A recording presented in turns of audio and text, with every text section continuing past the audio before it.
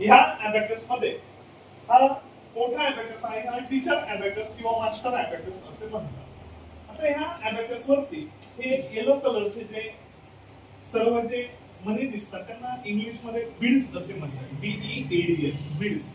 हा या ठिकाणी डेमो देणार आहे आणि तुमच्याकडून उत्तर पण शोधून घेणार आहे लगेच.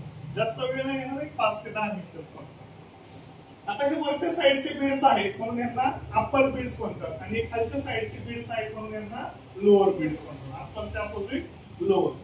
आता या बीड्सचे ज्या पार्टमुळे डिवायडेशन झाले, त्याचं विभाजन झालंय, पार्टिशन झाले, हा जो बार आहे त्याला डिवाइड बार म्हणतात. काय झालंय? डिवायडेशन झालंय ना. ही वरची बीड्स वरच्या बाजूला राहिली, खालची बीड्स खालच्या बाजूला राहिली. मग या डिवाइड बार वरती 1 2 3 4 आणि 5 असे ब्लॅक डॉट्स आहेत. कोणते डॉट्स आहेत? ब्लॅक डॉट्स आहेत. मिडलचा जो ब्लॅक डॉट्स जो आहे ह्या डॉट्सचा हा जो व्हाईट हे काय आहे ते रॉड्स म्हणतात. व्हाईट जे आहेत त्याला उभे स्तंभ असं म्हणतात. काय ते रॉड आहे. Rod ROD rod. जसं की पाय मोडल्यानंतर हात मोडल्यानंतर हाता पाय रॉड टाकतात डॉक्टर. ऐकलंय ना?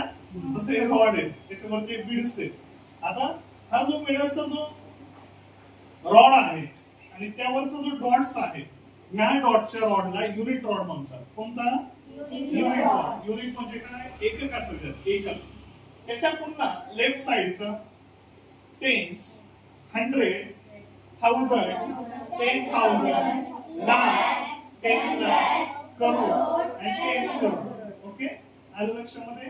पुन्हा सांगा. Unit, tens, 100, 1000, 10,000, lakh, 10 lakh, crore, 10 crore.